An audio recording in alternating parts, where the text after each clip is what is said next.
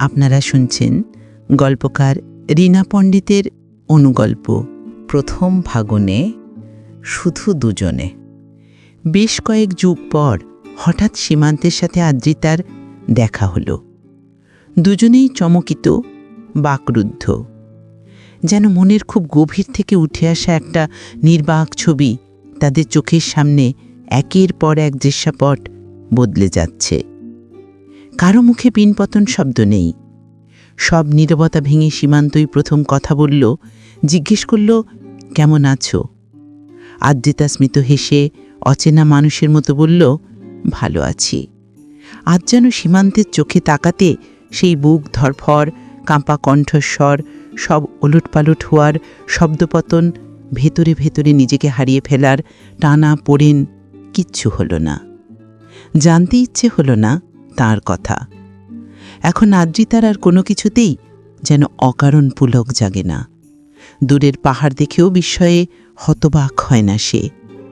পাহাড়গুলোই যেন বুকের পরে বসে আছে, কষ্ট হয়ে, যন্ত্রণার পাথর ঘষা আগুন হয়ে, জ্বালায় পোড়ায় ধসে পড়ে যখন তখন।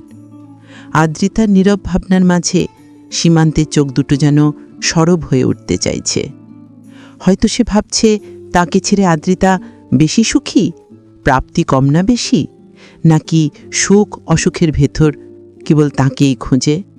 সব নীরবতা ভেঙে সীমান্তই বলল নিজের কথা গড়গড়িয়ে। জানতে চাইল এতকাল পর তোদের দেখা হওয়ার অনুভূতি। আদ্রিতা মনে মনে বলল, বুকের ভেতরকার ভালোবাসার আগুনটা নিভে গেলে ছাইগুলো কেউ আর যত্ন করে মনের গভীর গোপন দেরাজে তুলে রাখে না। মুখে বলল, আসলে মানুষের জীবনে একটা সময় আসে যখন পুরনো প্রেমিক প্রেমিকার সম্পর্কটা ভাই বোনের মতো হয়ে যায়। আদ্রিতার কথা শুনে সীমান্ত অট্টহাস্যে হেসে উঠল। যেন পুরুষ মানেই আজন্য প্রেমিক পুরুষ। বুঝেনি সে, নারীর যৌবন দশা শেষ হয়ে গেলে থাকে না আর কোনো স্বপ্নদোষ। অতঃপর দুজনের আলুথালু কথা শেষ হলো বিদায় সম্ভাষণে। আদ্রিতা সীমান্তের গমনপথের দিকে তাকিয়ে থাকলো নিষ্পলক, আর স্মৃতির ধুলোগুলো যেন গা ঝাড়া দিয়ে নড়ে চড়ে একটা লম্বা দীর্ঘশ্বাসে মিশে গেল। যেন একটা ঝড় সমস্ত লণ্ডভণ্ড করে থেমে যাওয়ার পর কতটা ক্ষতি হয়েছে মানুষ যেমন ভাবতে বসে না, কেবল ক্ষতি পোষাতেই যেন বাড়ে ব্যস্ততার ছোটাছুটি। যেন প্রবোধের ঘরে খিল আটে মন পাগল। মনে মনে ভাবে, দিব্যে ছিলাম, দিব্যে আছি, শুনব না মনের ভেতর কান পেতে কোনো বিষের বাঁশি।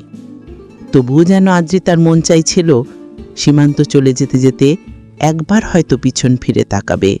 সেই প্রথম দেখার আবেগ আপ্লুত চোখ, স্থির দৃষ্টিমান আদ্রিতাকে ভেতরে ভেতরে এলোমেলো করে দেবে।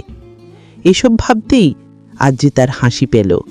আর তখনই মনের গভীর থেকে উঠে আসা দীর্ঘশ্বাসের সাথে আদ্রিতার মনে হলো, ভালোবাসা আর আগুন দুটোই এক, দুটোই মানুষকে পুড়িয়ে মারতে সিদ্ধ হস্ত।